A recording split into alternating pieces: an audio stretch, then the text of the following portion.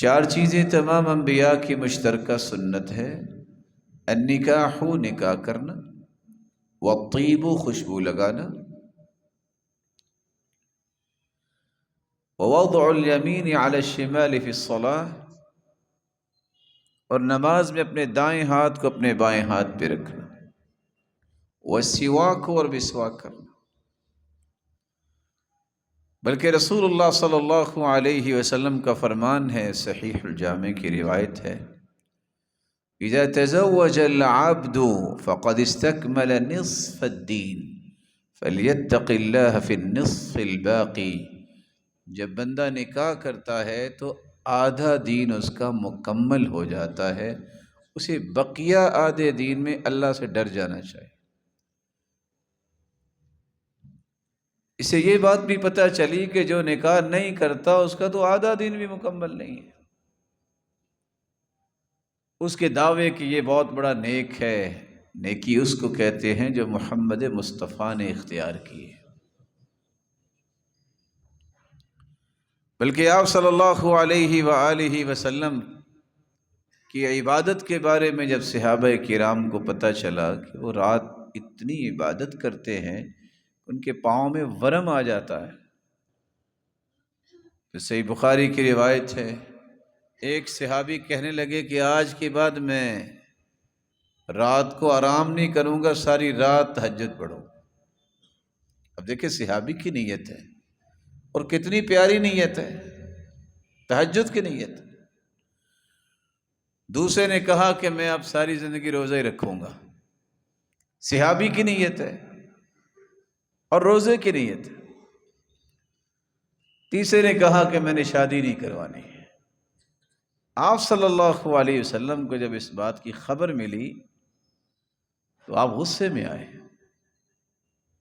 فرمایا انی اصوم و افطر، میں روزہ بھی رکھتا ہوں، افطار بھی کرتا ہوں، میں تہجد بھی پڑھتا ہوں اور سوتا بھی، وانی اتزوج النساء، میں نے شادیاں بھی کی ہیں، من رغب عن سنتی فلیس منی، جس نے میری سنت اور طریقے سے اعراض کیا، منہ پھیرا، اس کا میرے ساتھ کوئی تعلق نہیں۔ تو یہ نیک پارسا بننے کی یہ باتیں کہ بس جی اس کو تو ضرورت ہی نہیں ہے شادی کی، نبی سے بڑھ کے کوئی پاکیزہ انسان اللہ نے دنیا میں نہیں بھیجا۔ رسول اکرم صلی اللہ علیہ وآلہ وسلم پر قرآن نازل ہوا، وَأَنْكِحُوا الْأَيَامَ مِنْكُمْ وَالصَّالِحِينَ مِنْ عِبَادِكُمْ وَإِمَائِكُمْ۔ کچھ لوگ صرف اس بنیاد پہ شادی نہیں کرتے کہ بچہ پاؤں پہ کھڑا ہوگا تو تب کریں گے، تو پہلے سر پہ کھڑا ہوتا ہے، روزانہ پاؤں پہ چلتا ہے، نہیں اس کا کوئی کاروبار ہو تو پھر ہی کوئی بات بنے گی نا، ایک شاپ بن گئی ہے، نہیں کوئی دو تو بنے نا، ابھی چلا نہیں ہے، اور نتیجہ کیا نکلتا ہے، اس بیچارے کی عمر 30 سے زائد ہو چکی ہوتی ہے، وہ والدین کو گالیاں دیتا ہے، سامنے تو نہیں بولتا۔ اور بعض اس قدر ظالم قسم کے لوگ ہوتے ہیں کہ جو بیٹیوں پہ بھی ایسا ہی ظلم کرتے ہیں کہ 30 35 40 سال تک ان کو بٹھایا ہے کہ من مرضی کا رشتہ ملے گا۔ کون سا من مرضی کا رشتہ؟ راجپوت ہے تو کہے گا میں راجپوت سے شادی کروں گا، جن بتوں کو اللہ کے رسول نے پائے حقارت سے توڑ دیا تھا، جاہلیت کے اندر جو بت تھے وہ سارے توڑ دیے تھے، اللہ کے رسول نے آج ان کو پھر زندہ کیا جاتا ہے۔ کوئی سید ہے تو وہ کہہ رہا ہے کہ میں سید میں ہی کروں گا۔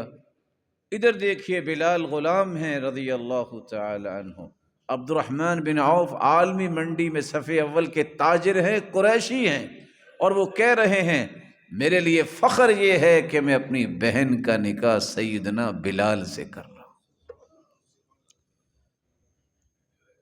تو تمہاری یہ خواہش کہاں چلی گئی؟ سید تو وہ تھے۔ اور کتنے لوگ بیٹھے ہیں، کس لیے بیٹھے ہیں؟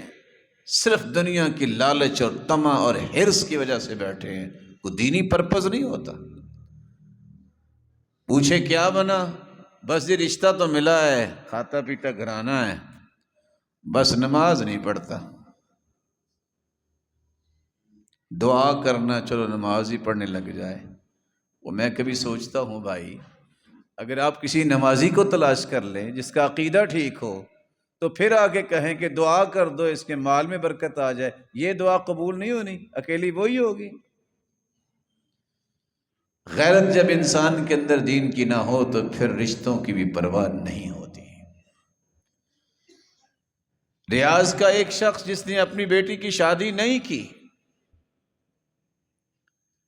اس قدر انتظار کہ وہ موت و حیات کی کشمکش میں چلی گئی.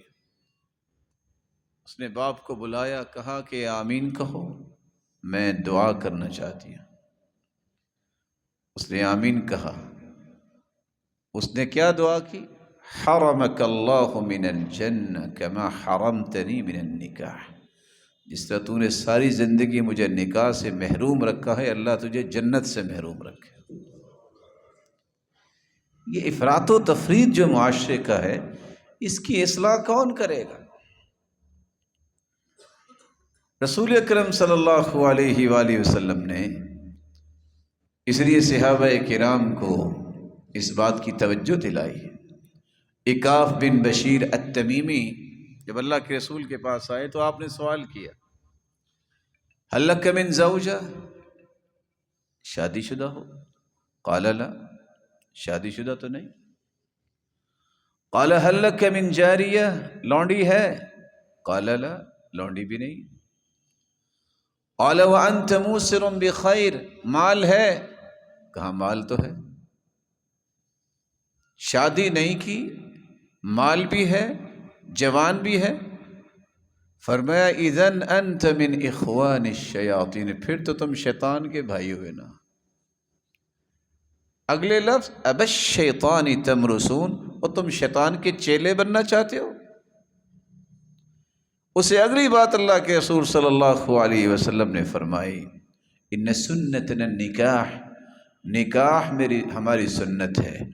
شرارکم عذابکم واراذل موتاکم عذابکم، سب سے بری موت جو ہے وہ ان لوگوں کی ہے جو جان بوجھ کے شادی نہیں کرواتے اور اسی طرح دنیا سے چلے جاتے.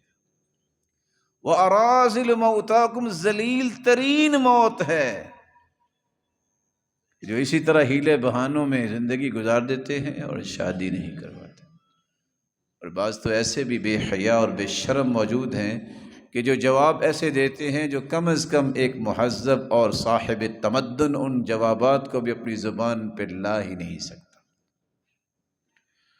رسول اللہ صلی اللہ علیہ وآلہ وسلم نے جب یہ باتیں سمجھائی تو عکاف بن بشیر التمیمی کہتے ہیں، اللہ کے رسول پہ میری شادی کر دو.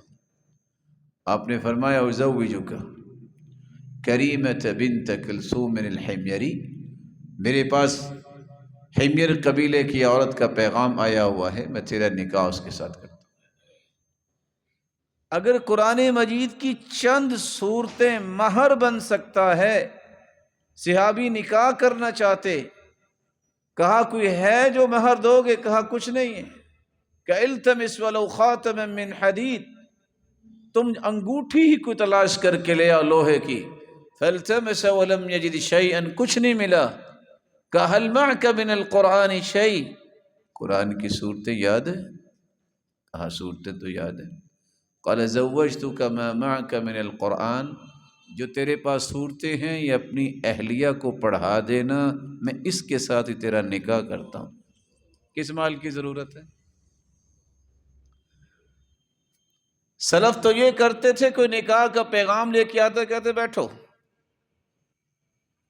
کھانا پیش کرتے، کہتے قرآن کی 10 آیتیں سناؤ، یاد نہیں. کہتے کو حدیثیں 10 سناؤ، یاد نہیں. کھانا کھلاتے، کہتے کو اور گھر تلاش کرو. یہاں کہتے اچھا زمین کتنے ایکڑ ہے، گاڑی ہے کہ نہیں ہے. اللہ، سعید بن مسیب جس کی بیٹی کے بارے میں وقت کے گورنر نے کہا تھا اس کا وزن کرو، جتنا اس کا وزن ہے اتنے ہیرے جواہرات لے لو اور میرے ساتھ نکاح کر دو. کہا نہیں ہو سکتا. ابو وداع ان کے شاگرد ہیں جن کی اہلیہ فوت ہو گئی. پوچھا بیٹا آپ آئے نہیں؟ کہ والدین پہلے نہیں تھے، بیوی تھی فوت ہو گئی. کہا پڑھنے کے بعد میری بات سننا. بلایا، چند دوستوں کو بلا کر کہا پسند کرو تو میں اپنی بیٹی کا نکاح آپ کے ساتھ کرنا چاہتا ہوں. نکاح کیا، گھر چھوڑ کے آئے. پڑوسیوں کو کہا کہ ان کا خیال کرنا، ابھی یہ غم میں ہے. کہا میرے پاس تو کچھ ہے بھی نہیں. کہا وہ دینے والا ہے.